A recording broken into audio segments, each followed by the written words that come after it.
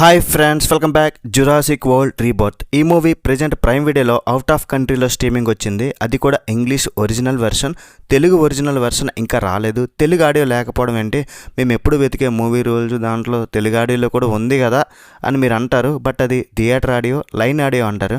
Original HD ప్రింట్కి theatre audio add చేసి post చేస్తారు. సో ఆ ఎక్స్పీరియన్స్ అయితే బాగోదు. సో తెలుగు ఒరిజినల్ కోసం అయితే వెయిట్ చేయాలనుకుంటే వెయిట్ చేయండి. నేనైతే ప్రెజెంట్ ఇంగ్లీష్లోనే చూసా. మీరు నమ్మినా నమ్మకపోయినా నాకు ఊహ తెలిసి ఏదో డైలాగ్ వేస్తారు కదా, అది తెలిసి నేను చూసిన first Hollywood movie Jurassic park. నాకు చాలా ఇష్టమైన ఫ్రాంచైజ్ ఇది. ఇదే కాదు, ఏ జంతువుల సినిమాలైనా అడ్వెంచర్ ఎలిమెంట్స్ ఉన్నవి నాకు చాలా ఇష్టం. సో మరి ఈ జురాసిక్ వరల్డ్ రీబర్త్ మూవీ చూశాక నాకైతే ఈ మూవీ ఒక్కొక్కరికి ఒక్కలాగా అనిపిస్తుంది. నాకైతే మూవీ మాత్రం it's fun to watch bro. It's very good. Definitely movie అయితే చూడాల్సిందే. పిల్లలైతే మస్తు ఎంజాయ్ చేస్తారు. It's good but not great అనమాట.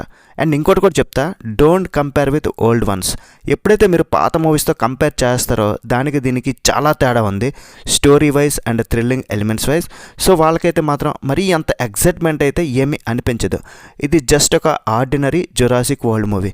కాకపోతే ఒకటి చెప్తా, ఈ high budget high technical values ఉన్న ఇలాంటి మూవీస్ అప్పుడప్పుడు మాత్రమే వస్తుంటాయి. సో మిస్ చేసుకోవద్దు. వాళ్ళు చెప్పారు వీళ్ళు చెప్పారు ఇట్లా వినే బదులు చూసి ఆనందించండి. నేనైతే రికమెండ్ చేస్తున్నాను. ఈ మూవీ చూసైతే నేనైతే ఎంజాయ్ చేశాను. జురాసిక్ వరల్డ్ రీబర్త్ బిడ్డకైతే జన్మనిచ్చారు, కానీ కొంచెం ఇంకా కేర్ తీసుకుని ఉంటే బాగుండేది. చాలా ఫ్లాస్ కూడా ఉన్నాయి, అవి ఏంటో కూడా మీకు చెప్తాను డీటెయిల్గా.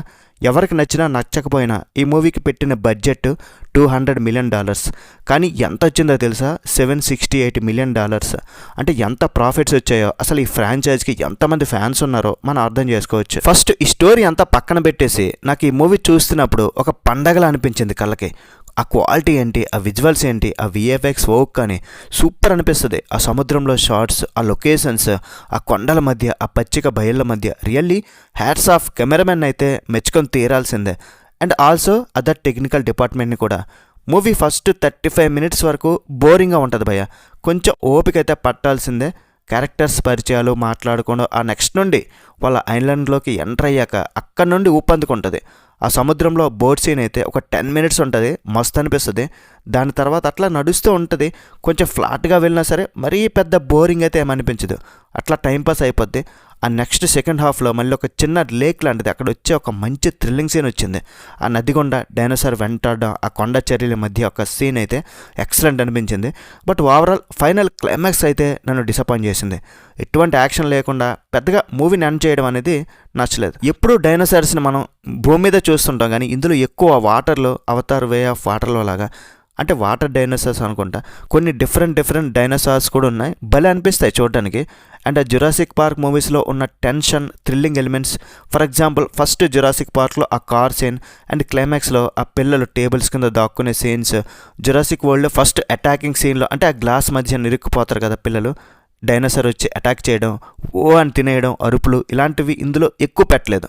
ఏదో జస్ట్ ఒక జూకి వెళ్తారు, వాటిని చూస్తుంటారు, అట్లా అనిపిస్తే తప్ప మరీ ఎగ్జైట్మెంట్ ఏమీ అనిపించదు. అండ్ క్లైమాక్స్లో ఆ డైనోసార్ అట్రా ఇట్రా అటొచ్చు ఇటెల్లు అంటే సింపుల్గా అయిపోద్ది. ఎటువంటి యాక్షన్ లేదు పెద్దగా. ఇదే కొంతమందికి ఎవరికైనా సరే డిసప్పాయింట్ చేస్తుంది. ఫస్ట్ వీటి మీద ఏదో ప్రయోగాలు అవన్నీ చూపించారు, దాని తర్వాత దాని ఊసే మర్చిపోయారు. అండ్ మూవీలో హీరో ఎవరు, హీరోయిన్ ఎవరు అనేది ఒక పెద్ద క్వశ్చన్ మార్క్.